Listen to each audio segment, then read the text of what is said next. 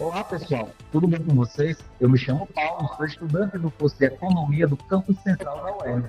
E esse é o nosso podcast Economia Explica. Olá, pessoal, tudo bom? Meu nome é Alessandro Melo, sou estudante do sétimo período de Economia e estamos aqui apresentando mais um programa para vocês, o nosso podcast, o Economia Explica.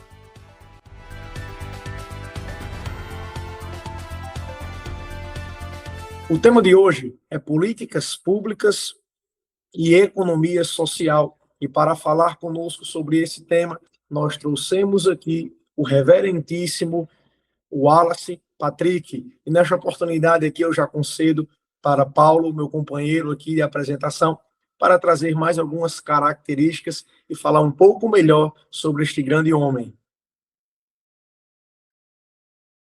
Boa tarde, professor Wallace. Ele, o nosso convidado de hoje, ele é doutor em Economia Aplicada pela Universidade Federal do Rio Grande do Sul, professor do Departamento de Economia da Universidade Federal da Paraíba e também coordenador do Programa de Pós-Graduação em Economia. Pesquisador do CNPq, trabalha com métodos quantitativos aplicados à economia social, com ênfase na avaliação de políticas públicas. Um vasto currículo. Então, seja bem-vindo, professor, ao nosso podcast, ao nosso episódio de hoje. Olá, obrigado, Paulo, obrigado, Alessandro, a todos os ouvintes e agora também telespectadores, né, do podcast Economia Explica. É um prazer enorme estar aqui participando. Sempre bom voltar ao UERN, né? Eu que sou egresso da UERN, fiz a minha graduação na UERN, depois fui fazer mestrado, fiz o mestrado aqui em João Pessoa, né, na UFPB, o doutorado lá no Rio Grande do Sul, como o Paulo falou, e atualmente também, além de professor da UFPB e do programa de pós-graduação, estou como, na verdade, vice-coordenador e também sou pesquisador do CNPq, né, trabalhando com a temática citada, né, de políticas públicas e economia social. Então, assim, nós podemos ver que o homem a qual estamos conversando nesta entrevista tem muito a somar para nós dentre esse assunto. Então, inicialmente, eu já gostaria de pegar o senhor aí e já começarmos aqui nossa entrevista com algumas perguntas para que o senhor nos possa introduzir a gente nesta mensagem. Eu gostaria de perguntar ao senhor uma definição para política pública e economia social. Bom, a minha área de pesquisa, o que eu chamo, começando aqui por economia social, primeiro, o que a gente denomina de economia social é qualquer área que tenha um impacto direto no dia a dia das pessoas, mas a gente foge um pouco daquela área, talvez, macroeconômica tradicional. Então, por exemplo, temas como pobreza, como desigualdade de renda, desigualdade de oportunidades, e aí várias outras ramificações dentro da economia, como educação, saúde, segurança pública. Então, todos esses são temas do que a gente chama aí desse guarda-chuva de economia social. E onde se inserem as políticas públicas. Então, sempre que há uma intervenção em qualquer uma dessas áreas, o nosso objetivo um deles, na verdade, é fazer uma avaliação dessa política.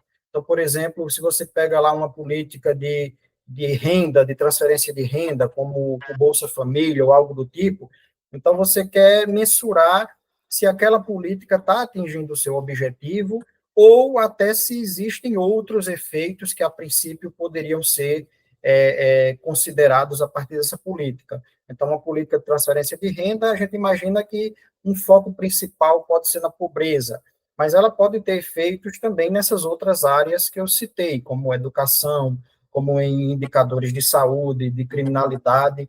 Então, é algo, assim, é amplo, é uma área de estudo ampla, que você vai se debruçar com várias linhas de pesquisa dentro dessa área de economia social, né? Bom, então, pegando o gancho desse conceito que o senhor acabou de nos dar e a correlação entre a economia social e as políticas públicas, me vem um questionamento. Qual o impacto que uma política pública mal desenhada, né, ela pode ter, de fato, né, no dia a dia das pessoas, e principalmente nesse estudo, né, da economia social que é realizada, que é desenvolvida, né, a sua área de pesquisa, como vocês conseguem identificar esses impactos de uma política pública mal desenhada? Dentro da microeconomia, a gente chama, você tem efeitos diretos, seria aquele efeito objeto da política, mas você pode ter efeitos indiretos também, isso é muito comum acontecer, eu diria que com praticamente todas as políticas ou todas as intervenções, dado essa interdependência entre as diferentes variáveis da economia, mas, além desses efeitos diretos e indiretos, você pode ter o que a gente chama de externalidades. E essas externalidades, elas podem ser negativas. Então, uma política mal desenhada, ela pode, inclusive, ter um efeito contrário ao esperado. Então, digamos que você cria uma política para estimular a participação no mercado de trabalho e, de repente, essa política é mal desenhada e você cria um viés de seleção dentro dessa política e, ao invés de os participantes ofertarem mais trabalho, eles passam a ofertar menos trabalho. Tá? Um exemplo, não necessariamente com o mercado de trabalho, mas pegando a política de renda mínima que eu estou falando. Imagina que o governo queira aumentar essa política e essa política se equiparasse muito ao salário mínimo. Você poderia gerar distorções a partir dessa política, porque a pessoa era olhar, eu vou ganhar um salário mínimo, sei lá, tendo que trabalhar 40 horas por mês, ou eu vou ser beneficiário de uma política de renda mínima que eu vou ter quase que a mesma remuneração, sem precisar ter o mesmo nível de esforço. Então, partindo do ponto de vista econômico, essa escolha é perfeitamente racional. Veja que eu não estou entrando aqui no mérito se a política é boa, é ruim, se ela não deve ser aumentada, mas a gente comparar esses efeitos exatamente para que a gente tenha uma política eficiente, uma política que se destine a quem realmente precisa e uma política que vá cumprir seu objetivo. Então, é comum, tá? É comum a gente ter esses efeitos negativos e muito se parte do desenho da política. Você ter, às vezes, um desenho que acabe gerando esse comportamento adverso, digamos assim. Então, no caso, o senhor já nos falou que existem alguns desenhos adversos que possam cooperar para que essa economia social não aconteça da melhor forma. Então, já podemos ver que é preciso ter um cenário preparado para que essa economia venha a funcionar. Então, eu gostaria de saber do senhor qual é o tipo de incentivo governamental que possam chegar para que assim possa ajudar para que essa economia venha agir em sua totalidade, ou seja, em sua melhor forma. Como eu falei agora há pouco, a política, geralmente, a gente, enquanto pesquisador, a gente pega alguma política que já existe, né? E a política, ela tem o seu objetivo principal. Você vai baixar a lei que criou a política, ou a portaria, enfim, e muitas avaliações, elas vão partir dessa ideia de tentar verificar se a política está atingindo o seu objetivo. Outra coisa que os economistas têm feito bastante é contribuindo na própria elaboração da política, né? No próprio desenho da política. E aí, o que é preciso levar em consideração? Você definir bem qual é o seu público-alvo, você definir critérios, quais são os critérios que essa política vai adotar, e a partir desses critérios, você começar a identificar se pode ter algum efeito adverso. Né? Na maioria das vezes, o que vai acontecer é que a política, além do seu objetivo principal, ela precisa ter outros objetivos secundários, ou precisa ter outros efeitos, inclusive para que essa política ela possa atingir o seu objetivo maior. Pegando de novo o exemplo de uma política de renda mínima. O que é que você quer? Você quer que no futuro esse cara não precise mais da política, mas que ele não precise porque ele esteja numa condição melhor. Então, a política ela precisa estar atrelada, por exemplo, a também uma política educacional de qualidade, ela precisa estar atrelada a questões de saúde, tá? Questões de saúde hoje em dia, tem muita gente estudando a parte de economia da saúde e os efeitos que isso causa no mercado de trabalho, questão de absenteísmo, questão de pessoas que precisam faltar porque tem que fazer uma consulta, e aí você vai e demora, você passa horas numa fila, muitas vezes. Então, você pensar a política no sentido mais amplo, você ter um foco, ela precisa ter um objetivo central, mas ela precisa estar entrelaçada com essas outras áreas, né? E aí, duas áreas que sempre são apontadas, educação e saúde, porque dentro das teorias lá de capital humano, são os dois elementos bases para que você tenha uma sociedade mais saudável, mais produtiva e, consequentemente, que gere mais riqueza, né? Bom, aqui no nosso podcast também tem espaço e a gente sempre gosta de ouvir, né, as opiniões, e principalmente as opiniões dos especialistas, das pessoas que trabalham, né, com essas temáticas e com as áreas. Então, eu vou fazer um questionamento aqui e o senhor vai me dizer se tem como responder ou não. A gente está falando de políticas públicas, né, que impactam diretamente nessa economia social. Seria possível citar alguns exemplos de políticas públicas que foram bem-sucedidas, ou pelo menos uma, ou alguma que o senhor entenda que não surtiu o efeito, né, que tinha sido esperado na fase de planejamento? Olha, eu diria assim, é uma pergunta bem difícil de responder, sabe, Paulo? Porque toda política, eu acho que eu não lembro alguma que eu já estudei que não tenha tido efeitos positivos e negativos.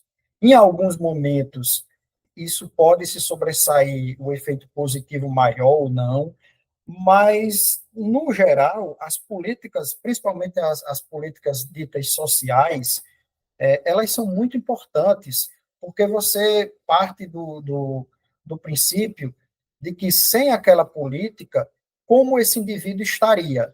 Então, boa parte das nossas análises, a gente precisa, na verdade, fazer uma comparação com uma situação que a gente chama de contrafactual, né? Então, por exemplo, se eu quero olhar o efeito de um indivíduo que ele é beneficiário de uma política, o ideal seria ter esse mesmo indivíduo sem a política, né? Só que, claro, a gente não tem dois indivíduos, um recebendo e outro não recebendo a política. Então, a gente tenta, a partir de várias técnicas, de vários modelos econométricos, chegar numa situação o mais próximo possível desse comparativo. E, assim, muitas das políticas, elas acabam cumprindo o seu papel, tá? Eu diria que a gente tem melhorado muito aí nos últimos 10, 15 anos em termos de políticas sociais. O que é que falta, às vezes? Você tem desperdício, tá? Às vezes a política ela poderia ter o mesmo efeito a um custo menor, por exemplo. Aí a gente entra numa área também que a gente discute muito questões de eficiência, de análise custo-benefício e os efeitos a longo prazo. Então, às vezes, pode acontecer, como é muito comum nas políticas educacionais, que os efeitos eles demorem a se tornarem mais evidentes, tá? A gente tem um caso de sucesso em termos de políticas educacionais, que é o município de Sobral, no Ceará, tá? Nos últimos anos aí, em vários indicadores vem se destacado nos primeiros lugares, e aí quando você vai olhar quais foram as políticas adotadas, elas são políticas muitas vezes que assim, fazer o simples bem feito, tá? Não é, se você for olhar o que foi feito ou o que está sendo feito lá no município de Sobral e em outros municípios do Brasil, ninguém reinventou a roda, tá? Foi fazer o básico bem feito, às vezes fazer algumas políticas que também são ditas até impopulares, como, por exemplo, você melhorar a eficiência de algumas escolas. E para melhorar a eficiência, às vezes foi preciso até aglutinar duas escolas que eram próximas e você melhorar, inclusive, a logística dos ônibus que transportam os alunos. Então, uma série de questões que são questões que não chegam nem a ser políticas, está mais no âmbito das ações, são questões menores, mas que quando você chega para entender o todo, para entender a política como um todo, você percebe que essas pequenas ações elas foram exitosas. Tá? Então, assim, já vemos que o senhor já nos demonstrou diversas dificuldades para a implementação dessas políticas públicas para que a economia social venha funcionar. E eu não pude deixar de me atentar que o senhor fez seu doutorado, uma formação na Federal no Rio Grande do Sul. E quando o senhor citou aqui a definição, o conceito de economia social, o senhor nos falou algo sobre que atinja toda a sociedade, assim, na verdade, um grupo ou a sociedade diretamente de alguma forma. E nós sabemos que recentemente aconteceu essa tragédia no Rio Grande do Sul. E eu gostaria de trazer aqui uma relação para perguntar ao senhor se essa tragédia natural no Rio Grande do Sul ela pode trazer algum impacto nas políticas públicas e, assim, atingir também a economia social.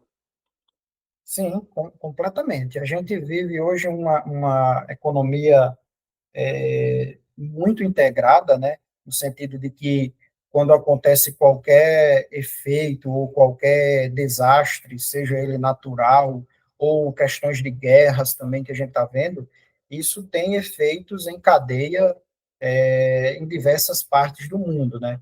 E aí se torna mais evidente a importância das políticas públicas.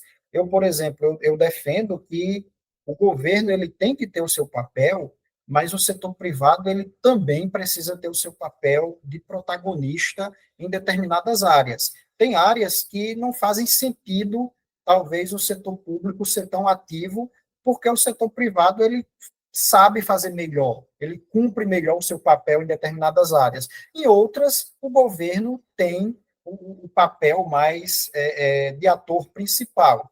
E aí, quando acontece uma tragédia como essa, é importante, por exemplo, o governo ter suas contas saudáveis. É importante o governo ter políticas e ter evidências de políticas que já deram certo para que ele possa aplicar nesse momento. Então, imagina, acontece uma tragédia exatamente com um governo que não tem condições de ter um plano de ação. Não estou dizendo que vai ser o caso do Rio Grande do Sul, mas dando um exemplo de forma geral. Então, um governo que não tenha espaço fiscal para agir nesse momento. Então, é o mesmo que eu falei com relação a políticas que elas podem ter efeitos em alguns momentos e outros não.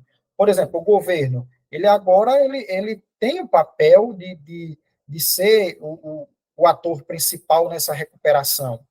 Tá? Mas, para isso, ele precisa olhar para o que já foi feito, olhar em outros lugares onde aconteceu alguns eventos semelhantes, o que foi que deu certo, o que foi que não deu certo. Então, buscar evidências e, aliado a ter espaço orçamentário ou criar condições para que essas políticas sejam implementadas nesse momento, né? Bom, professor, a gente percebe, né, que tudo está muito ligado com a questão de fato, do planejamento, né, de como essas políticas vão impactar no dia a dia. E aí eu faço um questionamento, enquanto estudante de economia, né, e o nosso programa é muito voltado para esse público, se o papel do economista na elaboração dessas políticas públicas ele tem se tornado essencial, indispensável para fazer essas previsões, esses planejamentos, e como o senhor falou, às vezes até ter que tomar, né, e sugerir algumas decisões que são impopulares. Sim, com certeza. O papel do economista é. O economista, hoje, a formação do economista já era plural, né? E tem se tornado cada vez mais, porque você tem muitas opções de para onde você quer seguir, né? Atualmente, a título de exemplo aí, já respondendo a tua pergunta, Paulo, a gente está elaborando, a gente está fazendo um projeto aqui em parceria com o Ministério, e a gente está elaborando um modelo lógico de uma política. Então, a gente está iniciando o que a gente chama de ex ante mesmo, né? É você construir, e aí são vários instrumentos, tá? O que a gente está fazendo, a gente está construindo Qual é o problema principal que essa política quer resolver? É algo que a gente chama de árvore de problema. Então, qual é o objetivo principal?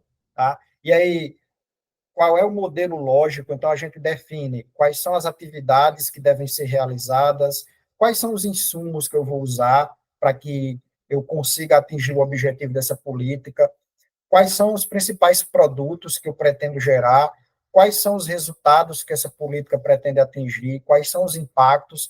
Tudo isso aí, o ideal é você construir antes da política ser implementada. Claro que muitas políticas, quando a gente começa a estudar, as políticas já estão em andamento, mas isso não quer dizer que não possa ser feito também, porque você pode reavaliar, você pode corrigir a rota da política, você pode propor mudanças, propor readequações. Então, o economista ele tem um papel nesse processo todo, tá? Você tem o antes, seria todo esse processo, e aí como é que a gente está fazendo isso? A gente está ouvindo as pessoas que estão diretamente ligadas à política. Tá? E aí a gente faz todo constrói todo esse modelo para que depois, mais adiante, a gente possa fazer a avaliação. E aí, na avaliação, você já chega no papel de olhar o que foi feito, olhar a política que ou foi executada ou está em execução, e você avaliar se tudo aquilo que foi construído está sendo atingido. Aqueles produtos que foram definidos como produtos esperados, eles estão conseguindo ser gerados, aqueles impactos, aqueles resultados estão sendo atingidos? Se não, por quê? Então, o economista ele tem todas essas ferramentas para fazer o caminho de uma política do início ao fim, tá? Eu, por exemplo, na academia, falando um pouco da parte acadêmica, geralmente a gente foca mais na parte final, que é a parte de avaliação, porque a gente está estudando coisas que já estão em execução, políticas que já foram adotadas. Então, você olha lá, se você entra no Google aí, por exemplo, pesquisa artigos sobre Bolsa Família, você encontra dezenas aí. Então, é uma política que quem está escrevendo ali, quem está avaliando, não participou diretamente da implementação, mas é alguém que está olhando para algo que está acontecendo e tentando extrair informações ou tentando extrair resultados dali. Mas o economista também ele tem participado muito, ele tem muitas oportunidades de projetos, de editais, diferentes órgãos aí governamentais, eles têm lançado frequentemente editais, e muitos deles você consegue participar também dessa fase de elaboração da política, né? E, claro, sempre relembrando, a política ela é um ciclo. Por mais que você elabore, por mais que esteja tudo funcionando perfeitamente, mas ao longo do tempo essa política pode ser reformulada e, na verdade, é comum que ela vá ser reformulada, porque as próprias condições econômicas vão modificando e vão surgindo outras necessidades, né? Bom, doutor Wallace, o senhor falou aqui um pouco sobre como as organizações governamentais, através de políticas públicas, e como o economista pode ajudar nessa questão da economia social. E o senhor também citou o setor privado. E eu fiquei agora bastante curioso para saber, para que o senhor explanasse um pouco para a gente como o setor privado ele pode impulsionar a economia social. Olha, hoje tem crescido bastante, e aí é até uma área de estudo. Na verdade, eu não estudo muito essa área, essas duas relações, mas eu já li vários estudos, vários trabalhos sobre parcerias público-privadas, né? E qual é o pilar dessas parcerias? É você tentar aproveitar aquilo que cada um faz de melhor. Então, imagina que você vá implementar uma política, sei lá, uma política de capacitação, tá, de jovens, mas, de repente, o setor privado ele tem uma expertise naquela área. Existem empresas que já têm uma expertise naquela área que podem ajudar nesse processo de capacitação. Então, ao invés de você formar pessoas que irão capacitar esses jovens, você pode fazer uma parceria. Tá? E é muito comum, é o que a gente tem visto em vários órgãos, esse tipo de parceria, onde cada um busca contribuir com aquilo que faz de melhor, né? Ou dizendo, usando o economês, né, com aquilo que faz de forma mais eficiente, tá?